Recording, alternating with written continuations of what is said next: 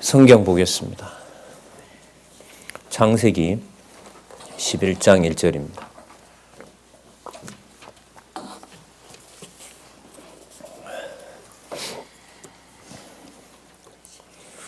제가 읽겠습니다.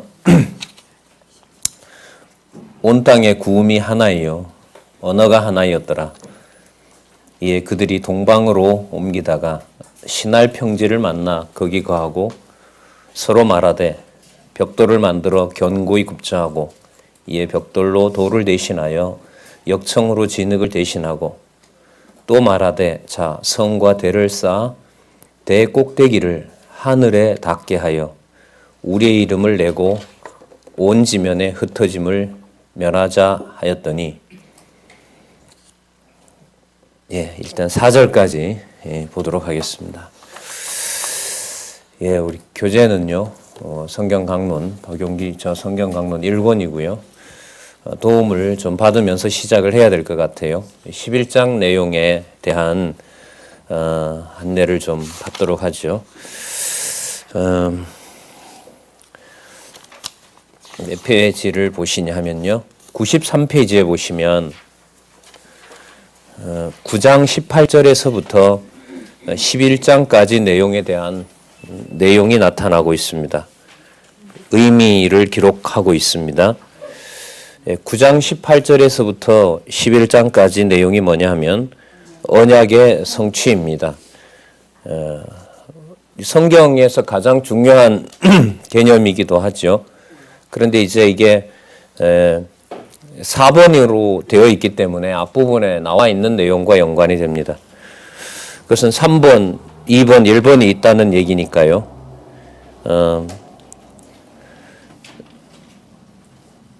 먼저 3에 대한 내용은 하나님의 언약이라고 확인을 할 수가 있습니다. 한번 책이니까 한번 넘겨보시면 89페이지에 있죠. 맞죠? 예, 89페이지에 있습니다. 89페이지에 보면 하나님의 언약 이렇게 되어 있습니다. 사건은 누구와 연관이 되냐 하면 노아와 연관이 됩니다. 지금 3의 내용은 뭐냐 하면은요, 노아가 방주에 나와서 하나님께 번제를 드릴 때 또 그 이후에 하나님께서 언약을 해주시는 내용이 8장에서부터 9장 17절까지 저희들이 지난 시간에 확인해 본 내용입니다. 자, 92페이지에 오시면 우리가 9장 18절 맥락부터 오늘 11장까지 살펴봐야 되기 때문에 앞부분에 나타난 내용 중에서 오늘 내용을 이해하는데 도움이 될 만한 부분을 잠시 살펴보고요. 오늘 살펴보도록 그렇게 하겠습니다. 오늘 내용 11장을 보도록 할게요. 92페이지에 보시면 9장 8절에서부터 17절까지 여호와께서 노아에게 언약을 세우고 증거를 보여주십니다. 자, 여호와께서 노아에게 언약을 세우셨다는 말은 그 눈으로 보더라도 여호와께서 내가 하셨다라는 주어가 강조가 되고 있고요. 8장의 8절의 주어를 보시면 하나님이 노아와 그와 함께 한 아들에게 일러 가라사대 이렇게 나오죠. 9절에 보면 내가 내 언약, 여긴 다 나옵니다. 여호와께서 언약을 이렇게 세우신다는 얘기가 나오고 있고요. 11절에 보시면 내가 너희와 언약을 세운다는 거고요. 12절에 보면 하나님이 가라사대 내가 나와 너희와 및 너희와 함께한 모든 생물 사이에 영세까지 세우는 언약의 증거는 이것이라. 그 영원한 언약이 여기 나타나고 있습니다. 영원한 언약은 시간적으로 보면 그 과거, 현재, 미래를 다 넘어서는 겁니다. 이 개념이 이제 나오기 시작하는데요. 이 개념이 이제 아브라함에게 가서 이 용어가 또 한 번 나와요.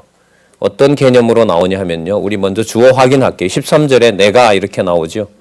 무지개를 통해서 하나님과 세상의 언약의 증거를 보여주고 있습니다. 맞죠?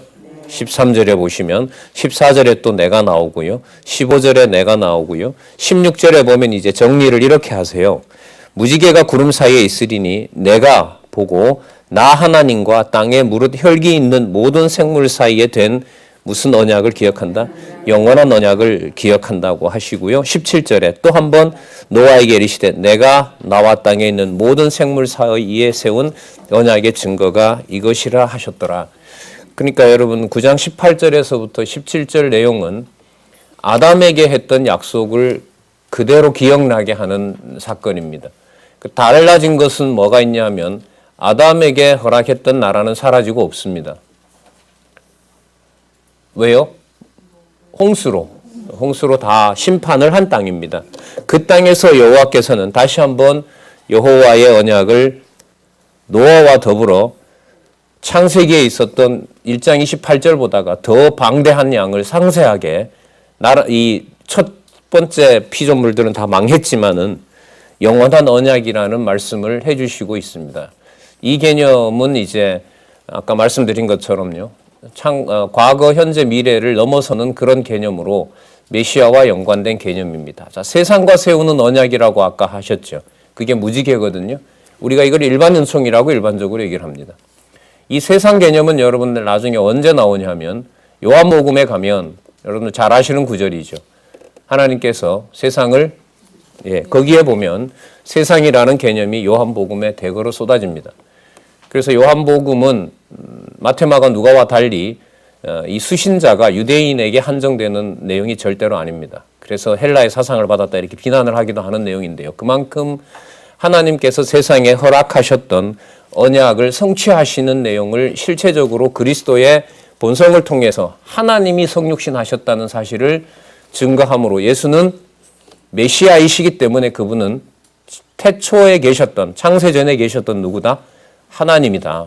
그분이 육신의 몸을 입고 오셨고 1장 18절에 가면 그는 독생하신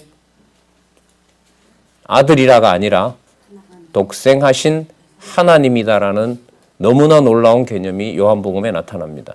따라서 영원한 언약은 영원한 생명과 연관된 성취 내용이 요한복음에 들어있기 때문에 미리 말씀을 여기서 드립니다. 이 영원한 언약은 장차 그리스도께서 오셔서 전 인류에게 여기처럼요. 무지개는 여러분들 유대인에게만 비치죠. 아침에 좀 이렇게 피곤하셔서 주의를 환기하려고 합니다. 무지개는 어느 땅에나 비칩니다. 그것은 일반 은총이고요. 그걸 본다고 해서 다 구원받는 거 아닙니다. 그 언약에 대한 해석을 볼 수 있어야 되는데 그 해석은 성경에 나타나 있습니다. 무엇에 대한 언약이었느냐? 장차 그리스도께서 오셔서 모든 세상에 생명의 양식과 생명수를 공급할 나중에 메시아로 오신다는 사실이 성취된다는 것을 염두에 두시고요. 자, 9장 18절에서부터 11장까지 인류와 맺었던 언약이 어떻게 성취되는지 저희들은 지난번에 많은 부분을 살펴봤습니다. 자, 노아가 실수하게 하시죠. 근데 저주합니까? 안 합니까? 안 하죠. 실수한 노아가 세 아들에 대한 약속을 하게 하고요. 세 아들 모두에 대한 번성을 약속해 주는 내용입니다. 그게 아까 세웠던 영원한 언약의 맥락에서 진행이 됩니다. 그 언약 중에 누가 누구를 지배하고 누가 누구에게 지배당하는다는 내용을 저희들이 살펴봤죠. 함이 형제들의 종이 되고 함은 형제들의 종이 된다는 사실을 저희들이 살펴봤습니다.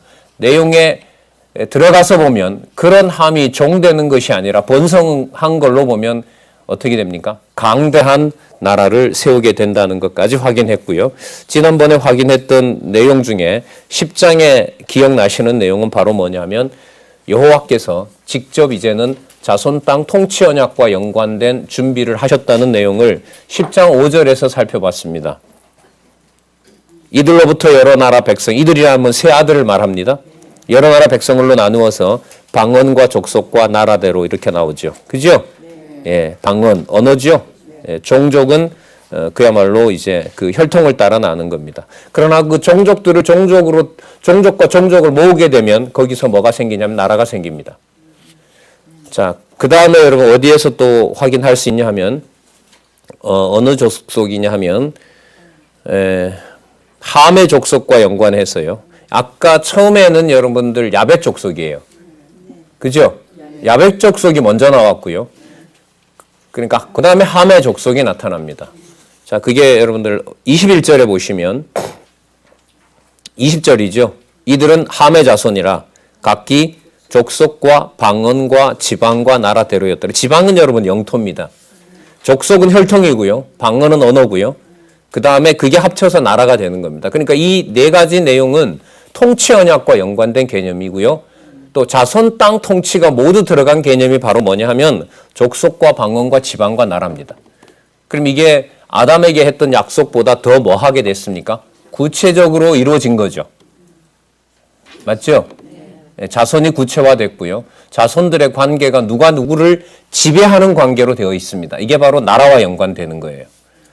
그러니까 여러분 권력 관계라는 것은요. 지배 관계, 그러니까 당하는 사람은 어쨌든 좀 힘이 들죠. 지배하는 사람은 즐겁고요. 그런 권력 관계의 본질은 뭐냐 하면은요. 바로 여호와 하나님께서 언약하신 대로 하나님의 나라를 이루어 가시는 결정적인 증거들입니다. 일반 은총에서도 그렇습니다.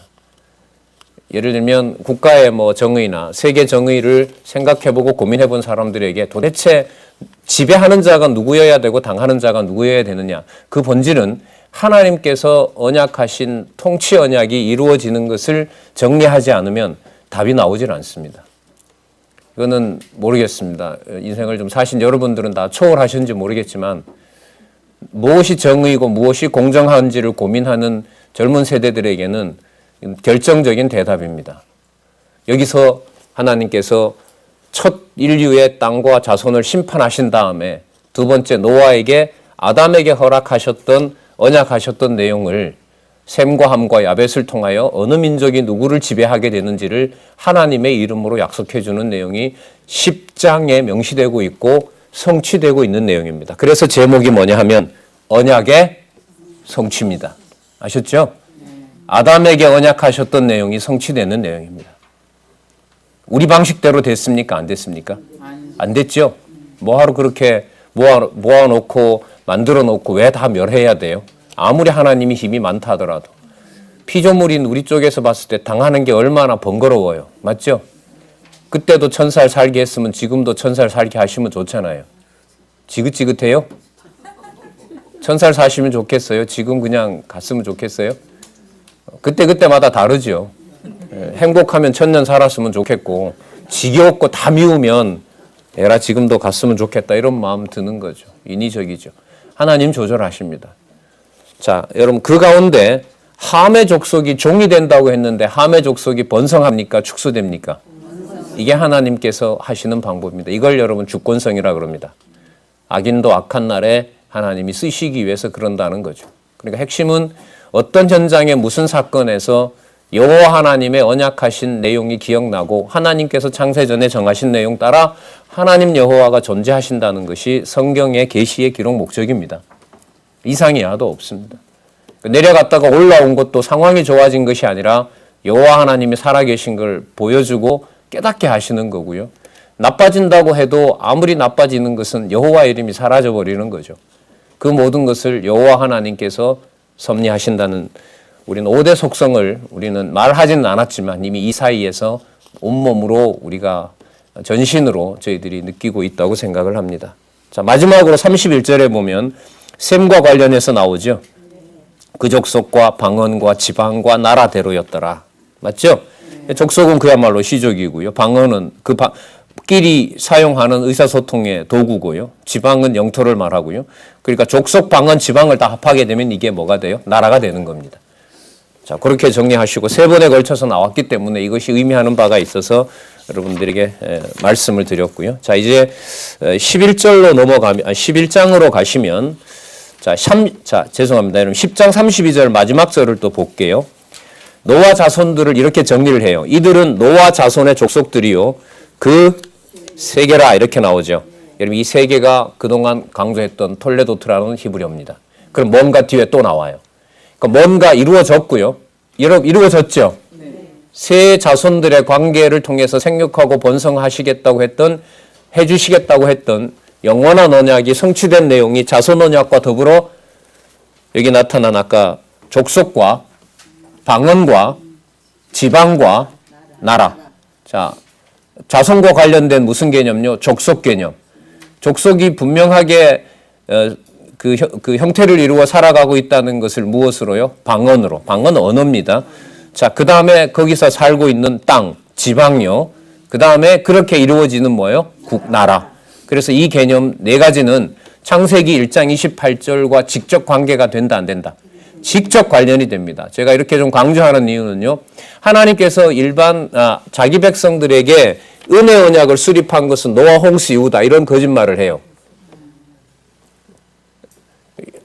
이제 그런 책들을 공부해야 돼요. 신학교에 가면. 그러니까 아담에게서 첫 언약을 안 찾아요. 근데 요즘은 좀 많이 변하고 있어요. 노아가 처음이 아니라 아담에게 가서 찾아야 된다. 그럼 아담이 언제부터냐? 근데 1장 28절을 명령으로 보니까 언약이라고 생각 안 하죠. 웃기는 거죠. 하나님께서 일방적으로 지어서 하나님께서 수립하신 것을 그 이후로 보면 계속 우리는 허다한 증거들이 나타났었는데 그게 여러분들 지금 야벳 족속의 후예들의 신학이 아닌 셈족의 후예인 그 땅 끝에서 세계 끝에 있는 서양 기준으로 보면 극동이죠. 저희들이. 그 땅에서 여러분 얼마 전에 왕관되었다는 것이 여러분들과 제가 살고 있는 현 주소입니다. 자, 거기 보시면 이들은 노아 자손의 족속들이요. 그 세계와 여러분 이 세계가 바로 톨레도트입니다. 이 개념은 제일 처음 어디에 나왔었냐 하면 2장 4절에 나왔죠. 잊으셨어요? 천지 창조의 대략이 이러하니라. 누가? 하나님께서 여호와께서 천지를 창조하신 대략이 이러하니라. 여호와께서 언약을 성취해 주시고 그 성취된 대략이 이러하니라라는 내용이 나왔습니다. 그러면 이 개념도 셈과 함과 야벳을 각 족속과 언어와 지방과 나라대로 성취해 주신 다음에 그 세계와 뭐대로라? 나라대로라.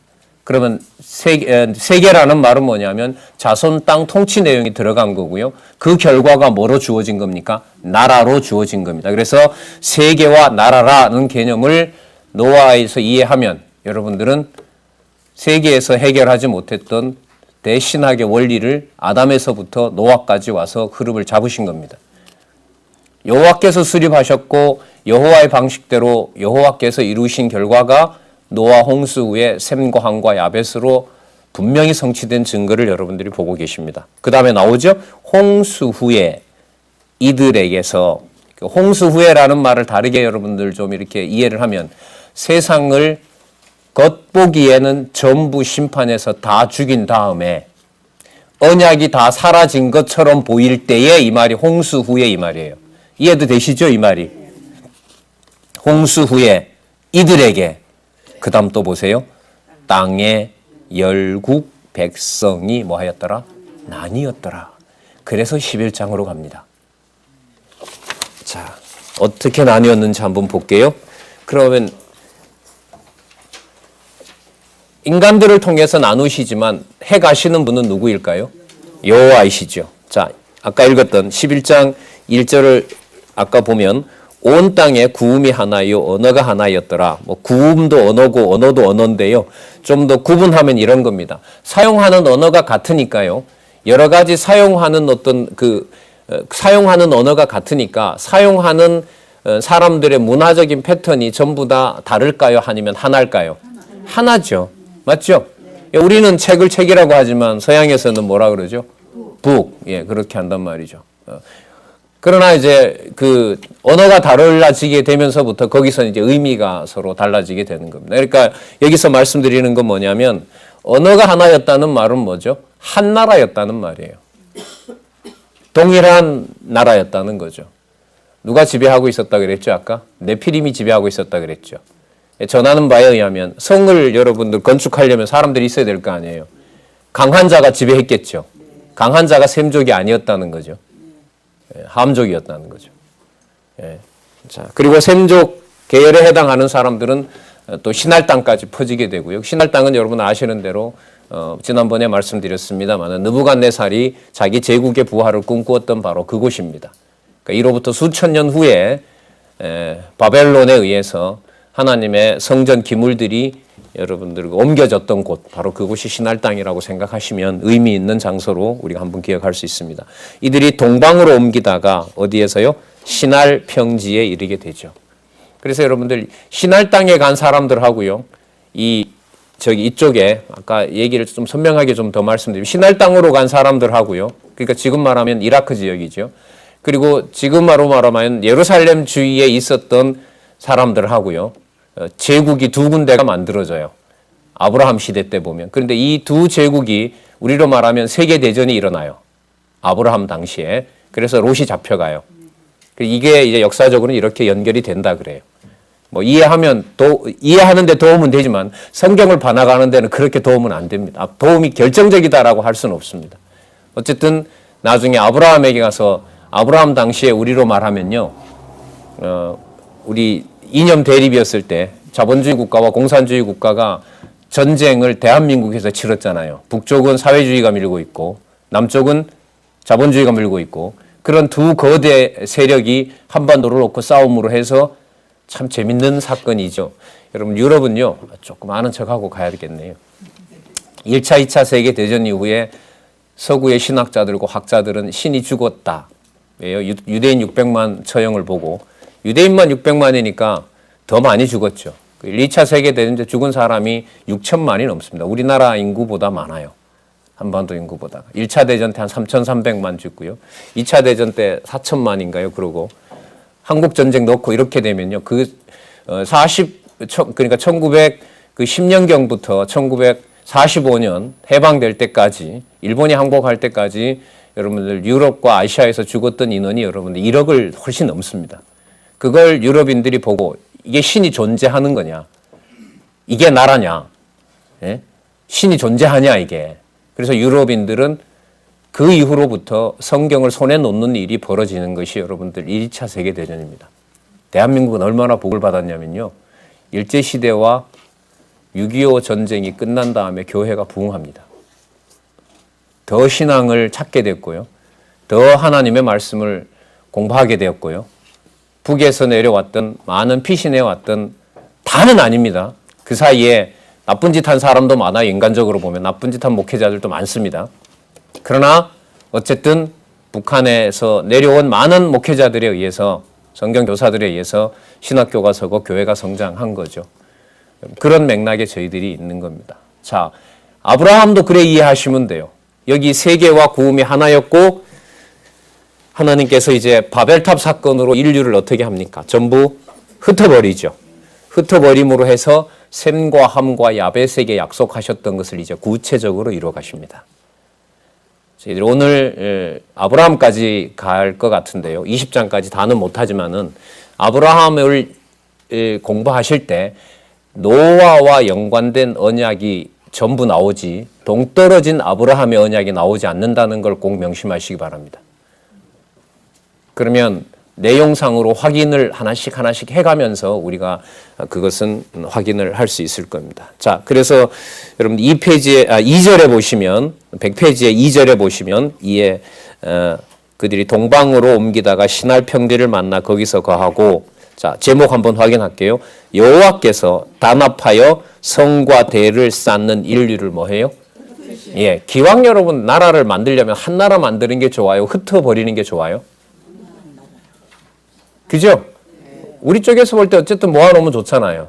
근데 하나님 볼 때는 아니에요. 이게 아닙니다.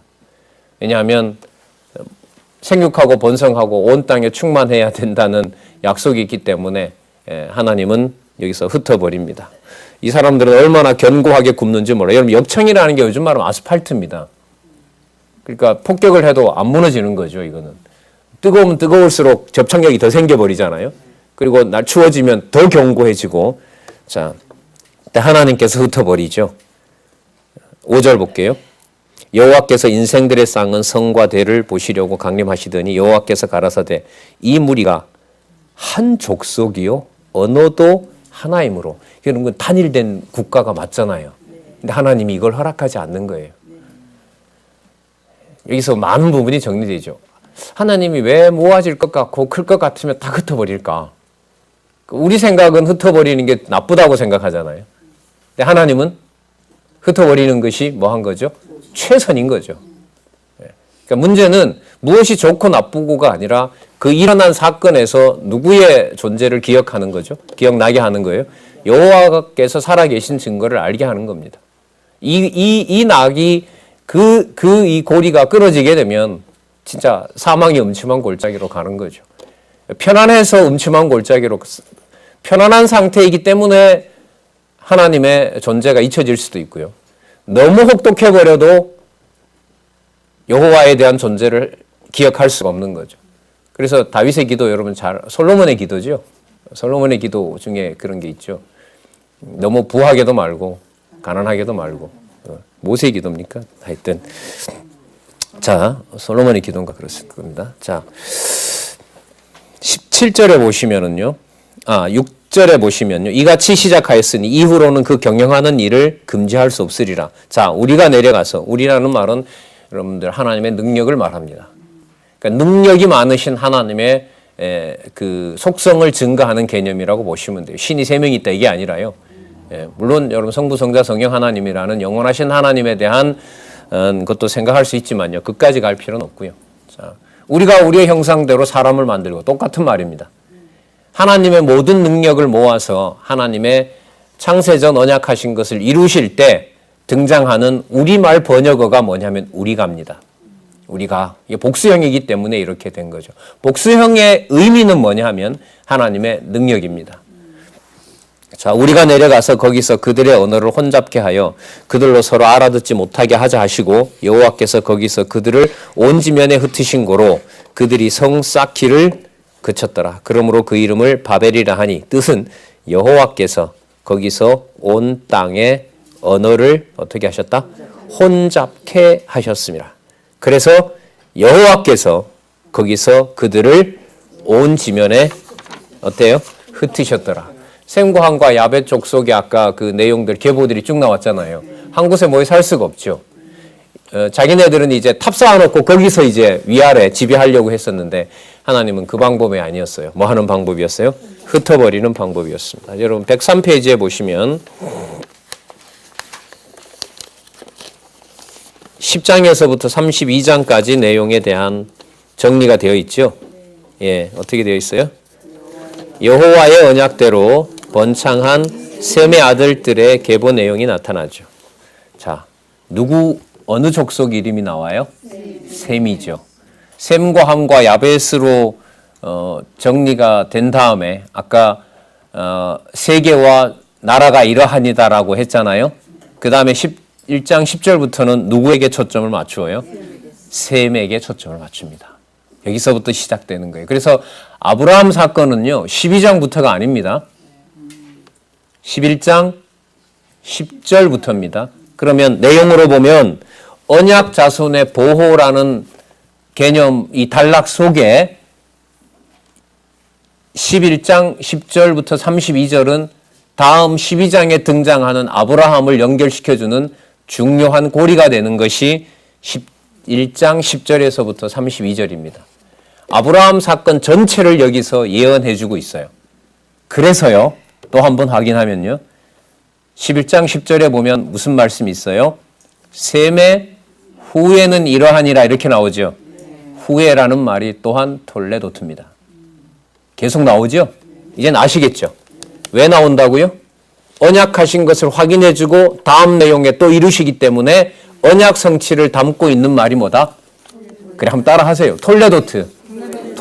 그래서 앞부분 설명을 해갈 때 원어라는 면에서도요. 이 개념을 설명을 제대로 하지 못하면 성경의 연결고리를 언약과 성취로 설명해가지 못한다 이렇게 보시면 돼요. 이건 저희들 원어 강의를 하면서 좀 관심을 가지면서 도움을 받은 겁니다. 저도. 제가 발견한 건 아니고요. 자, 그러면 셈의 후예가 이러하니까요. 셈을 통해서 이루어진 언약과 성취 내용이 그 다음에 나오는 거예요. 셈 나오죠? 네. 그 다음에 아르박산 나오죠? 나오죠? 네. 11절 끝에 보면 셀라가 나오죠? 네. 거기 중간에 몇 살 때 나왔고 몇 년 살았는지는 여러분들 참조하시고요. 자, 여러분 셈의 이야기는 앞부분에 이미 다 나왔습니다. 데라가 250세에 나왔기도 했고요. 자, 그 다음에 셀라 나왔죠. 14절에 보시면 누가 나와요? 에벨. 자, 그러니까 한번 동그라미 해보세요. 셈, 그 다음에 아르박삿, 11절에 12절에 셀라, 13절에 에벨. 자, 에벨. 자, 그 다음에 16절에 보면 벨렉 이렇게 나오죠. 벨렉. 여러분이 10장 25절에 이미 다 나왔어요. 10장에 이 인물들이 벨렉까지가 나왔어요. 근데 그 내용을 거기서는 충분히 얘기하지 않고 셈과 함과 야벳의 후예를 설명하고요. 그 다음에 11장 10절에 와서는 이제 누구에게? 자, 그렇죠. 형제들 중에 최고로 번성하고 지배자가 누가 된다고 그랬죠? 아까 셈이 된다 그랬죠. 그 셈에 대해서 지금 밝히고 있는 겁니다.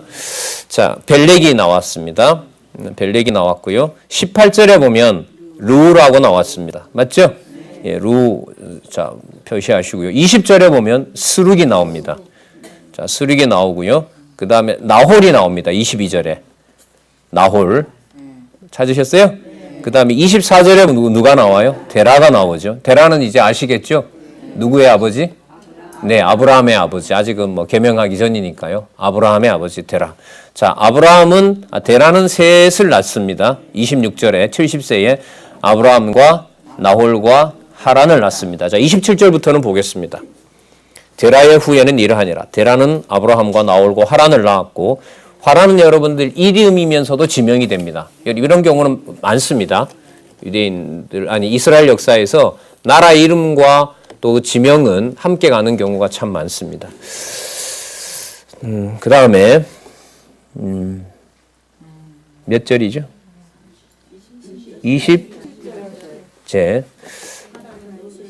28절. 화란은 롯을 낳았으며 화란은 그 아비 데라보다 먼저 본토 갈대아 우르에서 죽습니다. 누가 먼저 죽었어요? 막내가 죽었어요. 자, 슬픈 일이죠.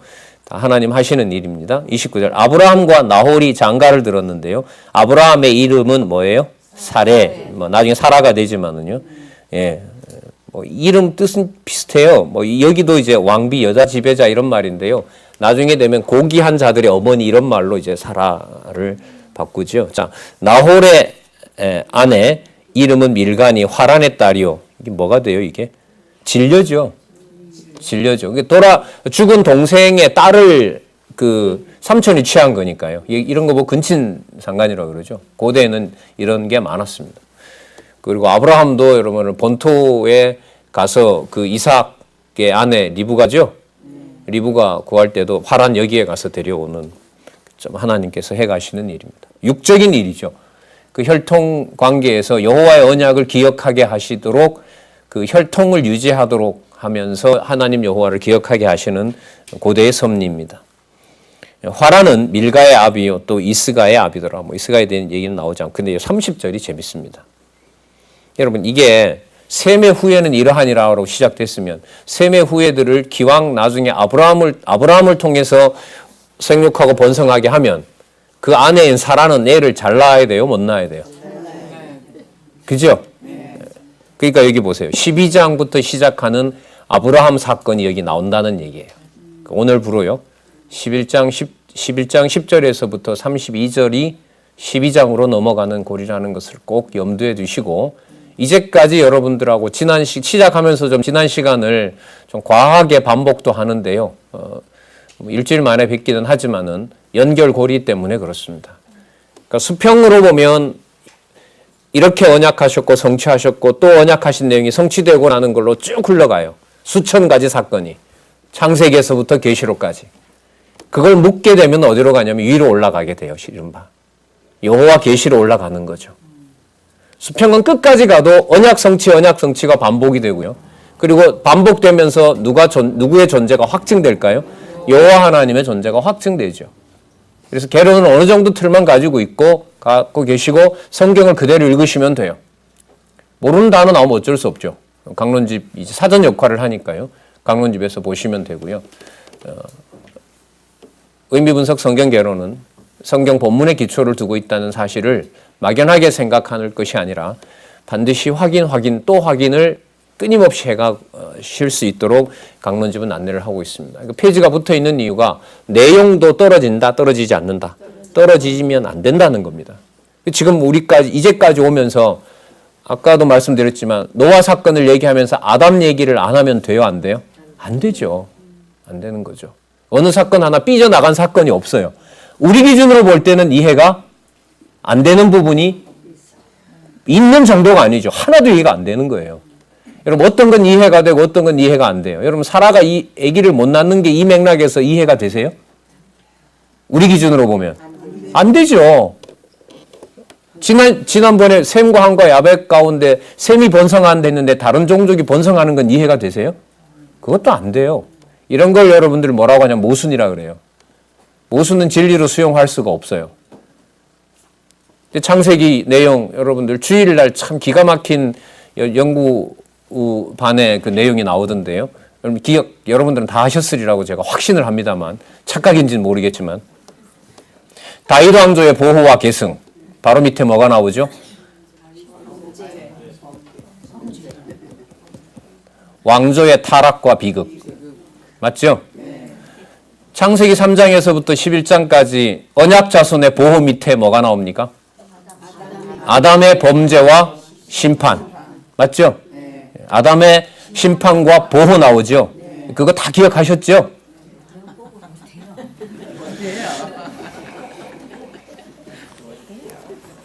그러시면 안 된다 이러면 또 자 기왕 엊그제 일이니까요. 보호라는 개념은 사람 중심이다, 하나님 중심이다. 하나님 중심입니다. 비극이 보호를 이루어가는 방법입니다. 확증입니다. 예.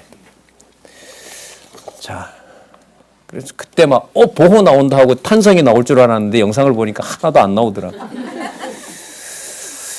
30절 사례는 잉태하지 못함으로 자식이 없었더라. 여러분 이게 이제 앞으로 12장에서부터 30장까지 나타날 일에 대한 결정적인 겁니다. 그럼 약속이 안 이루어진다는 얘기잖아요. 이 내용으로 보면. 그러니까 아브라함으로 보면 못 이루지만 그러니까 누가 이루신다? 그렇죠. 그 단서가 여러분 30절입니다. 성경책 하얗면 동그라미 하얀 이유로 5번 해놓으시기 바랍니다. 빨간 걸로. 사라는 잉태하지 못함으로 자식이 없었더라. 데라가 그 아들 아브라함과 하란의 아들 그 손자 롯과 그 자부 아브라함의 아내 사레를 데리고 처음에는 며느리나 아들 다 데리고 간 거죠. 근데 갈대아 우르에서 떠나 어디로 그래요? 가나안 땅으로 가고자 하던 여기 보면 재밌는 내용이 나옵니다. 여러분 아브라함을 불렀다고 알고 있죠? 네. 아니에요. 여기 보면 데라가 가나안 땅으로 가려고 해요. 예. 데라가 그런데 보세요. 화란에 이르러 거기 거하였으며 32절 보세요. 데라는 205세를 향수하고 어디에서? 화란에서 뭐 하더라? 죽었더라. 여러분 이 내용으로 보면 하나님께서 아브라함을 갈대아 우르에서 불렀다고 하는데요. 이미 이동은 시작되고 있습니다. 데라에 의해서 어디를 향하여? 가나안으로 향하여. 그러나 성경은 데라를 불렀다고 안 합니다. 누구를 불렀다 그래요? 아브라함을 불렀다고 하죠. 그것도 애를 못 낳는 자손 번창의 여지가 없는 데라. 아브라함 맞죠? 예. 그리고 여러분 아버지랑 오다가 화란에서 죽었으니까 여러분들 아브라함 같으면 여러분 가나안 땅으로 가겠어요? 거기서 머물겠어요? 좋은 땅인데 화란은 그 척박한 산보다가 어쨌든 자기 마음대로 될 수가 없습니다. 그러면 여러분 아브라함도 자기 마음대로 언약을 자기 뜻대로 이룬 것도 아니고요. 사라가 능력이 있어서 자기가 자손 번창을 한 것도 아니라는 것이 이미 여기에 답이 다 나와요. 예. 나중에 이제 이 내용들이 어떻게 이루어지는지는 살펴보도록 하겠습니다. 그 화란은 여러분 기억나실 거예요. 나중 되면 바단 아람이라고 많이 나오는데 거기 이제 리브가를 구하기 위해서 아브라함이 보냈던 내용들이 나타납니다. 자, 우리 이 정리한 내용을 통해서요. 1장에서부터 11장까지, 3장에서부터 11장까지 내용을 정리 좀 할게요. 105페이지에 보시면 창세기 3장에서부터 11장 내용은 여호와 하나님께서 언약 자손을 보호하여 주시는 내용으로 범죄한 아담에 대하여 심판하고 보호하시며 가인을 심판하시고 아벨 대신 셋을 주어 번창하게 하시고 폐괴한 인류를 물로 심판하는 가운데 노아 가족을 구원하여 언약을 세우시는 섭리 내용이라는 것이 분명히 확인되었다. 시작할 때 이렇게 시작하고요. 마칠 때 이렇게 시작해요. 언약하고 성취하는 내용이 나타납니다. 자, 여러분 잘 들어보세요. 언약하고 성취하는 내용이 3장에서부터 11장까지 나타납니다. 확인했습니다. 확인된 대로 보는 것처럼 언약한 내용이 성취되었습니다. 따라서 이 내용은 자, 큰 그림이 그려져요. 장차 오실 메시아에 대한 언약입니다. 여러분, 이 개념이 뭐냐면요. 톨레도트입니다. 그래서 여러분들한테 지난번 신약하시면서 말씀드렸던 게 강론집 따라 왜 공부를 해야 되느냐. 강론집을 지필하고 있는 순서가 성경 기록의 목적과 가장 부합하기 때문에 저는 성경신학 정서를 공부합니다. 그보다 더 좋은 책이 나오면 누가 소개를 해 주시면 되죠. 그래서 저는 제가 확인한 바로는 그런 책은 없는 것 같아요. 주어진 시간에 가장 분명하게 모든 개념을 여호와 하나님의 살아계신 중심으로 한글만 알아도 충분히 이해할 수 있도록 안내하는 책이기 때문에 저는 성경신학을 우상화하는 게 아니고요. 성경신학을 저자도 얘기했던 것처럼 성경을 하나님의 말씀으로 확증하는 참고서로 여러분들에게 또 여러분들과 같이 확인하고 있는 것입니다. 자, 그 다음 정리가 이렇게 되죠. 105페이지 밑에서 두 번째 단락, 밑에서부터 네 번째 줄. 이러한 섭리는 여호와 하나님께서 인류의 시조와 아담을 세우시는 섭리로서. 여러분, 우리 3장에서부터 11장까지는 아담 얘기가 아니죠. 3장에 누구 얘기 나와요? 물론 아담 얘기가 3장에 나오지만요. 지금 11장까지 오는 동안에는 아담 내용이 없잖아요. 그러나 또 3장에 나타난 아담은 범죄하는 아담이잖아요. 그러나 지금 이 내용은 아담과 언약을 세우는 섭리였다고 설명하고 있죠. 맞죠?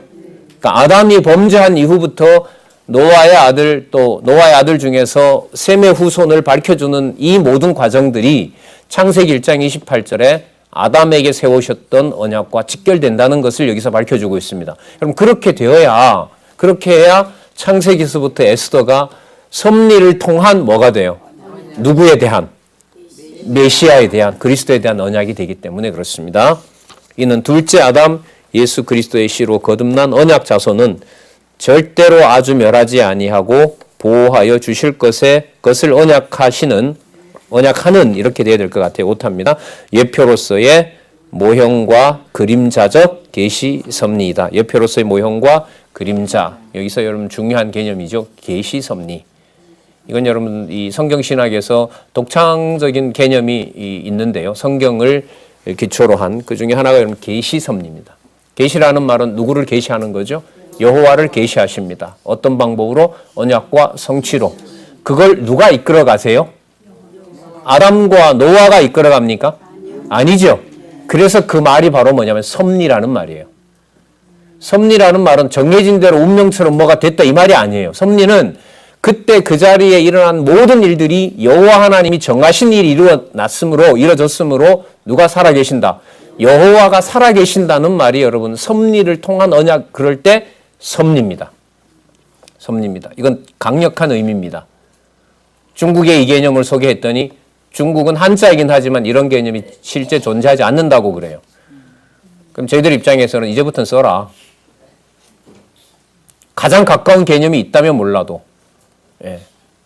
근데 어쨌든 우리 한자 문화권에는 기가 막힌 한자가 있었고요. 그게 신학 개념으로 개혁파 신학에서 신론을 가르칠 때 섭리라는 말로 신학교에서 소개가 되고 있었고 그걸 이 저자는 일리 있다고 봤는데 그 섭리 내용을 칼빈이나 무슨 루터나 그런 신학자로부터 가져온 것이 아니라 어디에서부터요? 성경에서부터 그 개념을 정립하고 있는 겁니다. 그래서 묶어주는 언약과 성취를 설명하고 여호와의 언약, 메시아에 대한 언약을 설명하는 가장 중요한 개념 중에 하나가 바로 뭐냐 하면 섭리를 통한 언약입니다. 이렇게 말씀드리면 초등학교 우리 자녀들이나 손자, 손녀들이 어렵다 하더라도 통치 개념으로 설명을 하고 그걸 좀 어렵고 고급스러운 말로 섭리라고 그런다라고 전달을 하면 되죠. 예. 너무너무 중요한 개념입니다. 무슨 섭리? 언약과 성취로 자신의 존재를 알려주시는데 자기 자신이 직접 알려주신다는 말을 뭐라 부른다? 섭리라고 부른다. 여호와께서 해주시고 여호와께서 보여주시고 당신이 언약한 것을 이룬다는 말을 다 합하면 두 말로 계시 섭리라. 여호와를 주어로 놓으면 여호와의 계시 섭리. 그래서 여러분들이 구약은 여호와의 언약, 신약은 뭐라 그러죠? 그리스도 성취죠. 그럼 위로 한 단계 더 올라가서 하나로 묶어야 되죠. 그럴 때 묶어주는 개념이 바로 여호와의 계시. 성경의 기초를 둔 거 맞죠? 예. 최상위의 개념 중에 하나입니다. 여호와 계시에서 계시를 떼버리면 여호와만 남죠. 바로 그 여호와가 누구다? 하나님이다. 그 내용이 창세기로 쫙 들어가는 중요한 개념이 되는 겁니다. 자, 이제 이 강론집 1권 수정본이 아니라 수정 개정이 아니라 왕관이라고 전 생각을 하는데요. 이제 나와 봐야 기대해서 우리가 지금 이 부분 집필 다시 하시는 걸로 알고 있는데요. 다음은 이런 개념들이 점점 선명해졌으리라고 생각을 합니다. 자, 그러면요. 우리 시간이 우리 50분 지났는데요. 한 1분 남았습니다만은 우리 여기서 잠시 쉬고요. 제 2절. 자, 1절은 뭐였냐 하면 인류의 시조와 뭐 하시는 무엇을 언약해요?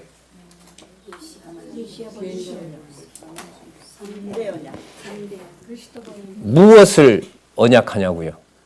3대 언약을 통해서 무엇을 언약하냐고요? 예, 예, 메시아를 언약하는 겁니다. 예, 여호와의, 그래야 여호와의 언약으로 가잖아요. 자, 12장에서부터 36장은 선민의 열조와 3대 언약을 섭리하심으로 성취해 주시는 과정을 통해 누구를 언약한다? 메시아를 언약한다. 자, 그렇게 정리를 하시고 무엇이냐라고 물을 때는요. 여러분들 의미분석 성경 개론을 통해서 위를 보시면 돼요. 그게 목적이니까. 무슨 언약? 예, 그리고 선민과 인류 시조와 언약했어요. 3대 언약을 언약했어요. 왜요? 위로 올라가면 여호와의 언약. 누구에 대한 언약? 메시아에 대한 언약. 이렇게 정리를 해 가시면 돼요. 그리고 위아래로 이렇게 확인하시면 될 것 같습니다. 우리 한잔 하시고요. 11시 10분에 12장부터 하겠습니다.